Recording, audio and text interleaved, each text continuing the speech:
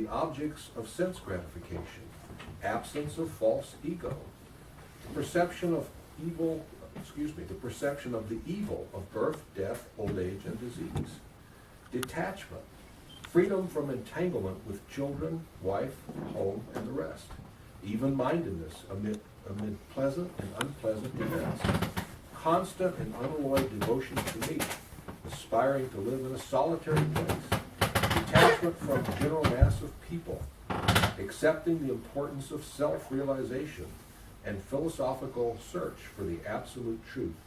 All these I declare to be knowledge, and besides this, whatever there may be is ignorance.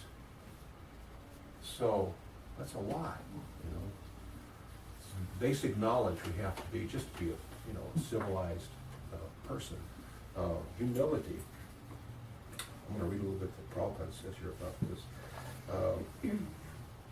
Prabhupada says, as for the knowledge outlined here, the items may be analyzed as follows. Humility means that one should not be anxious to have the satisfaction of being honored by others. You see, if we seek to be honored by others, that interrupts the flow of positive energy. You know, in others, because if I'm like that and you're like that, then I'm trying to put me in the center and you're trying to put you in the center. You know, so there's conflict. And many times when I go walking, most of the time, almost all the time when I go out walking, I'll go in street clothes because it's kind of hard to walk in the dirty. And sometimes I just don't want to be, observed. I want to observe. So, and I'll be sitting down resting and I'll hear people talking, little Johnny's going to Yale. Oh, little Mary's going to Harvard. And it's back and forth, back and forth. Let me tell you about me. Okay, then you tell me about you. But while you're telling me about you, I can't wait for you to stop and take a breath so I can, because that reminded me of something I want to tell you about me. And so people are going back and forth like that. So this, one should not be anxious to have the satisfaction of being honored by others, nor should we try to honor ourselves. You see, that's the humility. Now that kind of goes against the grain of common thought. Most people think, well, why shouldn't I seek to be honored? If you get a job, you've got a job interview, and you've got to go in, you've got to honor yourself. If you go in humble, they're going to think, well, you don't think very much of yourself, so, is there anybody out there that thinks a lot of themselves and will come in here and build themselves up to something they're really not, so I can know I've got a good candidate? So the material energy kind of pulls us in that way, you see. It pulls you to compete. The next guy after me is going to say, is going to glorify himself. The person in front of me glorified herself. So I've got to glorify me all I can and put as big a spin on it as I can, polish it up as much as possible, and to make me look good, you see. Because that's the nature of material consciousness. I want to look good. So that's humility. Any questions or comments? You can stop me at any time. I don't make this a lecture. This is a discussion. So any comments or questions on that? How do you function in the material world? Suppose this is, a young person going for a job interview. Yeah. Perfect question. And if they can't toot their horn, they won't be hired. Yeah. So what is to be done? Do they have to sport an ego? No. Inside they're humble. Uh-huh. You see, they're humble. Humble means that once I have self-realization. Now, what is self-realization? Self-realization means that I've destroyed my false ego. What is false ego? False ego means I'm thinking that I'm something that I'm not. You see. So for me to know how to avoid talking about things that I'm not, I have to know what I am. So I establish within my psyche, that's to be ingrained in me that when I realize the self, I am an eternal living entity. Okay, I'm eternal. I'm an eternal servant of the Supreme Godhead. That's what I always was before I came to this material world. That's what I will be when I leave. So that's what I truly am. So knowing that I'm eternal, The eternal living entity is Sat Chit Ananda. Sat means eternal. Chit means full of knowledge. And Ananda, eternally blissful. These are spiritual entitlements. We hear a lot about entitlements like Social Security and things like that. Material entitlements you can have today, we can lose them. You see, your spiritual entitlements, the entitlements of the soul, are guaranteed by the big guy himself, the supreme guarantor. You see, those are yours. Nothing can ever take them away from you. You will always be eternal. You will always be full of knowledge. Although right now we're covered over. We're thinking. I'm thinking I'm a human being. I'm an earthling. I'm an American. I'm forgetting that I'm an eternal soul. You see? So now, as soon as I think I'm a human being, I impose limits that a human being would have. You see? So I lose access to my ultimate, all-knowing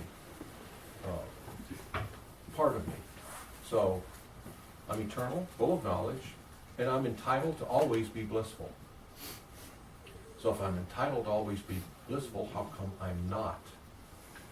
Because I'm not self-realized. You know, I can hear I'm an eternal servant of God. And then I start to act as if I'm an American, and I'm a this, and I'm a that. So once somebody has that knowledge, and they really, truly understand it, and keep it in their heart, then I can go out, and if I need to, I can compete. I can go before Mr. Joe Schmo, who's got the job, and I can tell him, you know, I'm this, and I'm that, and I'm whatever. In my heart, I know. I'm just a humble servant of the Lord. And I'm okay. I don't have to worry about me. So when someone is self-realized, one common, one deep commonality we see is deep confidence. Because once I become self-realized and I know I'm eternal, I'm full of knowledge, and I'm eternally blissful. I'm an eternal servant of the Supreme Godhead. Whew, man, I'm okay. I'm confident. I don't worry about anything. If lightning should strike me, God forbid, I'm going to resume my eternal position. You see, because that's my consciousness now. I'm self-realized. So this confidence comes through a lot louder than some spin that I might put on my personality. If I don't have the confidence, I can talk all day about what a good salesperson I am, and things that and a really good VP of human resources. They'll see through. They'll see in the corners of the eyes tell a lot of what somebody's really thinking. You know, I hear what you're saying, but there's not the confidence to go with it. You're cocky, but I don't know. If you don't fully believe it, then I certainly don't. You see. But if you've got that sound confidence, then I'm okay. I'm a child of Krishna. Krishna is taking care of me. He always has. He always will. I'm his personal servant, you see. So that confidence, no matter what you say, they're going to think, you know, I know, I've heard you say all this, and one thing I know is, I know that you believe it. So that's convincing. So we can play the game. The devotee can play the game, you know. Can associate in a crowd where that's necessary, but he doesn't go overboard. Some people have a tendency to go overboard, you know, because they don't have confidence. I have to soup it up a little bit. But the devotee has this underlying confidence, and he also knows that Krishna has a will and a plan for me. So I'm his servant. I do, as a good servant, what he wants done. So I go in and I do my best. If I walk out with this job, fantastic. If I don't, that's his plan. You know, I don't want to go around his plan, you see. And we always find out as we go along that his plan's always the best. It may not be what we had planned. You know, there's a joke that we tell sometimes. If you ever want to make Krishna laugh, tell him your plans. So many times I sit down and with a calendar and I say, okay, I'm going to be in Tucson in this month, and then I'm going to go to, stop in El Paso for a bit, and I'm going to be here, and I plan it all out, and I look at it and I think, man, that looks really good. And then I get a few phone calls and some emails, and there's this that has to go on, and this, that, and I have to be here, and I have to be that. And I feel like Krishna says, oh, that's so cute. You made a plan. All right, now here's the plan. The plan. So, so the devotee has that gives him even further confidence.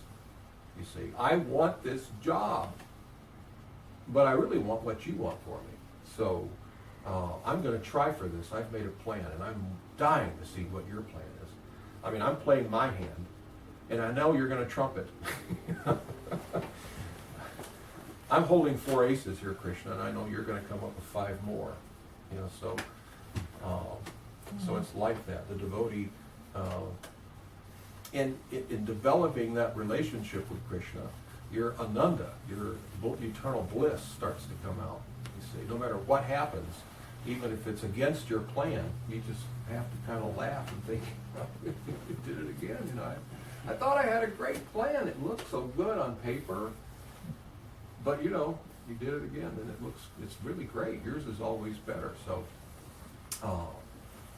because of that, the devotee can do whatever is needed done, as long as he doesn't forget his self-realization, which is what we're all really, or should be working for. We should be working toward realizing the true self. Yeah. So the first step is, I'm not this body. I'm not the body. So I'm an eternal entity. Eternal means I always have been, and I always will be. So I don't have to worry so much about my well-being. Krishna will take care. Does that make any sense? Mm-hmm. But it's very easy to forget. Is it ever? Distraction. Yeah. Because even though you may believe it in your heart of hearts, the mind is very strong and restless. And so the mind will cut you off. Mm-hmm. And then you have to regroup and say, okay, I'm not this and I'm not that, and I'm not going to sit and worry about it, because that is detrimental. That is foolish. Yeah. Because I'm thinking only of my body and my senses and my mind. But it's very easy, because relationships, affections, everything pulls at you. Mm-hmm. And then how do you take that standpoint where you are not embroiled? Can you stand outside of yourself and observe what's going on in your life? Well, we have to try to do Yeah. that. We have to observe in a very open mind You're right. ourselves, you know, and not cut ourselves a whole lot of slack, and not rationalize what we did. Right. You did, well, that wasn't nice that you did to that person. Look, you know what you did to me? So I did something nasty, but it was okay because they, you know. So, you know, all right, I see. So 2 wrongs make a right. Okay, I see. So, but yeah, that's difficult to do because we're conditioned. We've been in this material world for so many eons, you know, billions of years. And we've always been convinced that we're some body, whatever body we're in. These dogs are convinced that they're dogs. You know, they're in dog. We may think, well, they are. Well, no, they're souls just like us, and they're in dogs' bodies because of karma. Somehow or other, they got into these bodies. You see, and at the time of death, they'll take another body.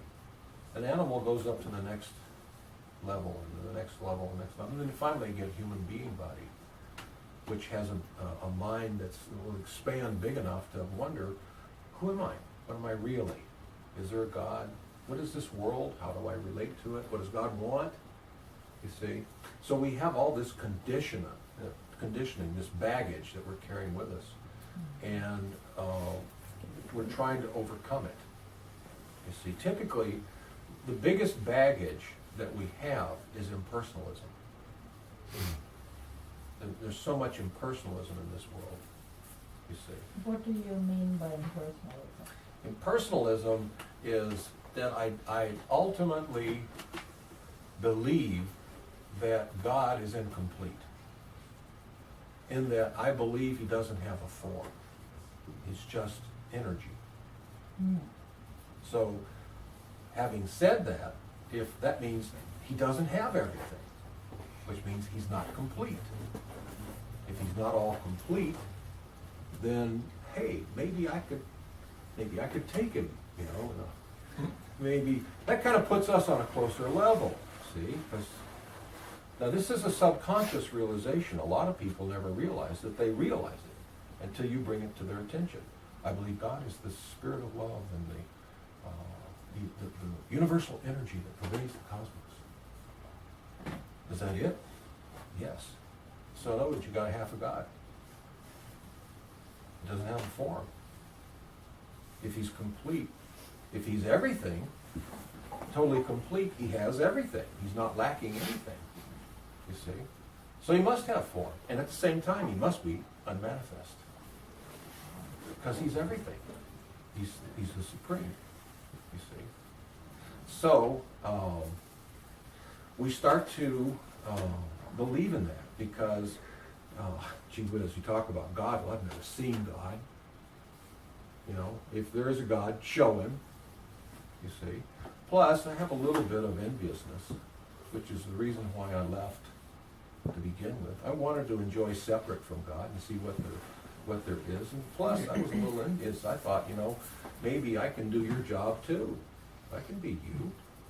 I mean, you're a great God, but yeah, I think maybe I could go toe-to-toe with you. You know, maybe I could do it. You see? So in other words, we have that tendency to lower him. Now, how is that? Some people think if you've got this all-powerful God that's just dominating over everybody, then how could we start thinking like that? Well, Krishna's not that type of personality of Godhead. You see, Krishna is not all about awe and reverence. Krishna wants you to forget that he's God. You see, in Goloka Vrindavan, there's no need for God. There's just wonderful Krishna. He's so wonderful. He's the most beautiful. He's the most attractive. He's the most adorable. He's the most humorous, the most loving, the source of love, the source of everything. You see, so the inhabitants of Goloka Vrindavan don't see Krishna as the supreme personality of Godhead. Like when they see Krishna, they don't like hit the ground and grovel. They may hide behind a tree when he passes by them. They jump out and grab him and, you know, get him in a headlock and give him noogies, you know, wrestle with him. Yeah. You see, sometimes they may trick him, give him something that they tell him is a sweet, you know, and then it turns out to be a flower. He eats it. Oh, look what you did to me! I'm going to get you. You see, it's not like okay, thunderbolts. He's humorous, loving. You have to remove awe and reverence to appreciate love. You know, if your spousal unit, that guy over there, if he's God, well, how can you be really close?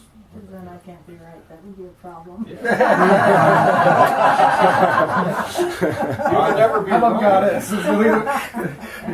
Exactly. It's an incomplete. I love hearing honesty when it comes right out your mouth. It's an incomplete male-female relationship.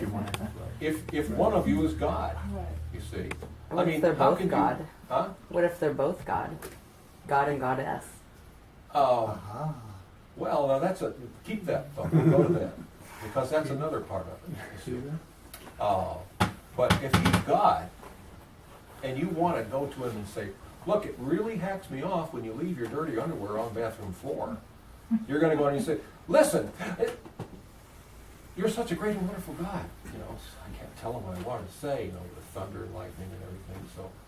So Krishna to share ultimate love, he takes away that. Because to have true love, you can't have awe and reverence or fear. You see. There can be no fear to have true spiritual love. No fear, nothing like that. You see. So now, what if it's God and Goddess? In other words, what if we're all God? See, that's another part of the impersonal philosophy. It's called Mayavad philosophy. There's also the Kashmiri Shivites, and there's so many, and they all taught the same thing. Maybe we're all God. Well, we are, but at the same time, we're not. Expressions of the God Goddess energy The in God limited Goddess, form. the God Goddess energy exists in Radha and Krishna. Mm-hmm. So you've got Radha. She is God also, but she's one of his energies. You see. Mm-hmm. And all the And- other gopis. Yeah, and all the other gopis. So now we're also God. If you analyzed us, chemical analysis of us, chemical analysis of Krishna, you'd find out exactly the same thing. Same. Difference is, he is qualitatively one with us, quantitatively different. You see, we each maintain our individuality, even though we are part and parcel of him. You see, instead of it being like the concept that if you take a drop of salt water and you drop it into the ocean, what happens? It becomes one with the ocean, right? Now it is the ocean is it. Well, it doesn't really work that way. That's kind of like, that's like beginner spiritualization. That's a good place to start. So now that I'm here, let me explore that. And as I hear from those who have some understanding, I'll learn that it's not quite like that. It's like if I take a little tiny grain of sand and I throw it onto a beach. It may look like I've merged, but I'm still this little tiny grain of sand with all the others, you see. I didn't merge, I'm still me. So I am, and at the same time, I'm not. I am God, but I'm not God. I have my own individual. It's like snowflakes. All snowflakes are nothing but frozen water. And yet all snowflakes are entirely different. There's no two the same. I don't see how that can be because there's gazillions of them, but science says that. You know, science can't be wrong. That was supposed to be funny. I got it. All right, let's try it again. No. So, Hit the gong. yeah. I had this little recording on my phone, this laughter I was going to use, but I left my phone. When I tell a joke, nobody laughs. I just... So, but the snowflake is a good example. The snowflakes are all the same, and yet they're all individual.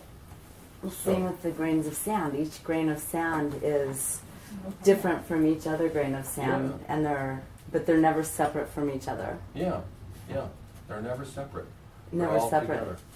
And Yeah. we're never separate from Krishna, actually. Exactly. We're not. But our consciousness, we're believing that we're separate. Well, Maybe not you, but most people.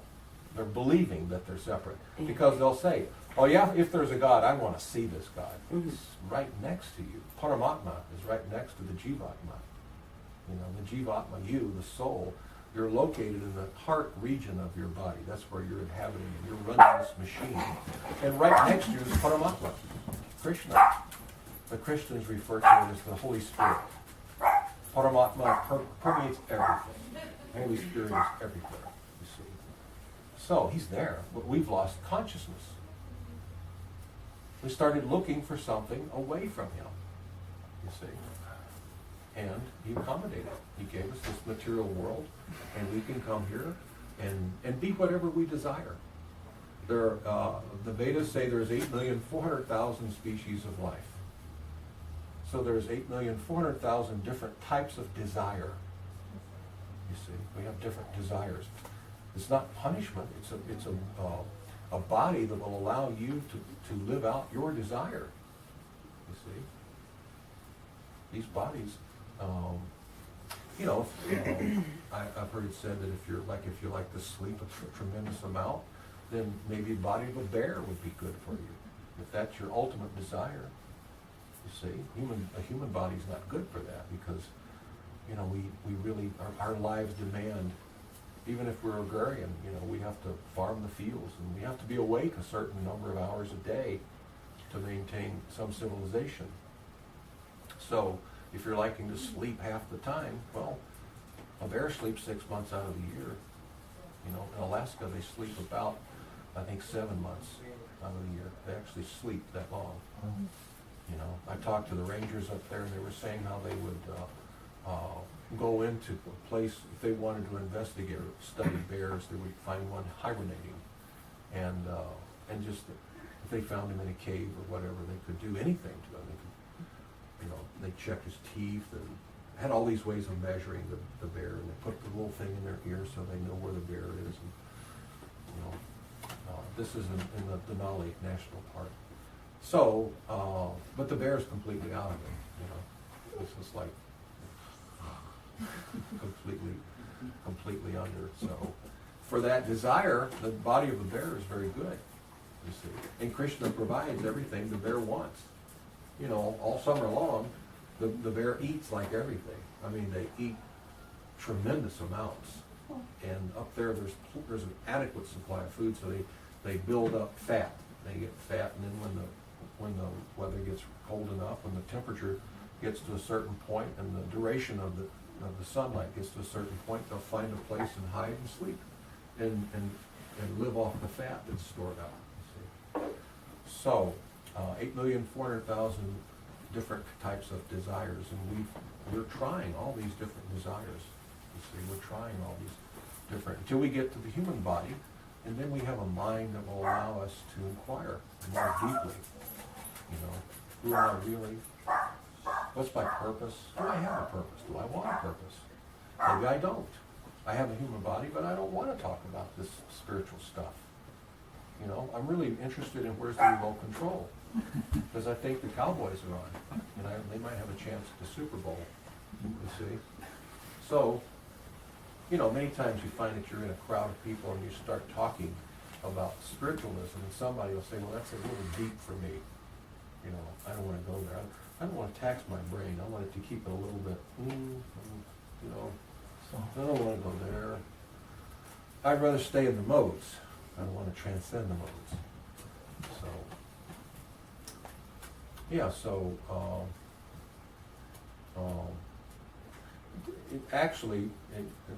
the Vedas really teach us that all living entities, all of us, are feminine by nature.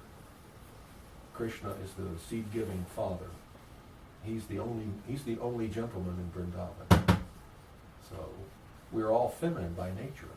However, we may have an eternal pastime with him that might be male. We may be a friend of his.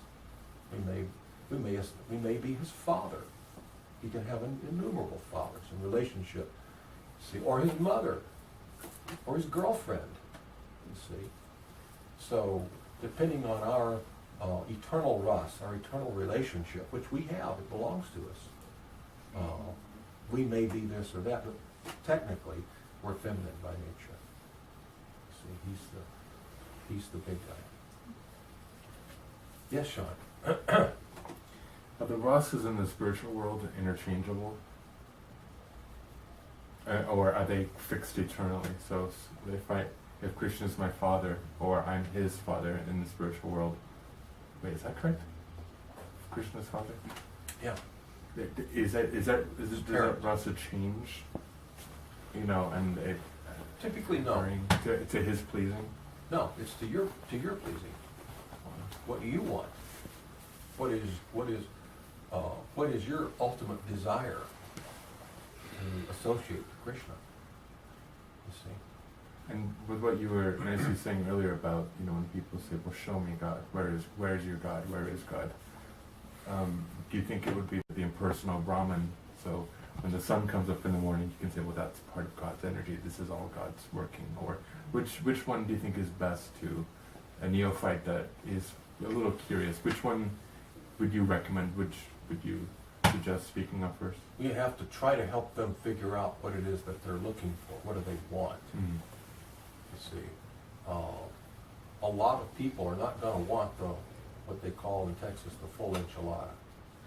You know, they're not going to want this, or at least when they first hear it. It may take many, many thousands or millions of births for you to start to desire that I want to go to Krishna and throw my arms around him and give him a big kiss and try to never let go. You know, I want to own him. I want him, and I don't want to ever let him go. you see. I wanna look in his eye, I wanna hold his hand, you see. Now that's a little bit up close and personal for a lot of people. They're not in the position of, they wanna keep God at arm's length, you know, because I want God, but I don't want a relationship with him, not a personal relationship, because I'm not in a surrendered mode. I'm not looking, because love means surrender.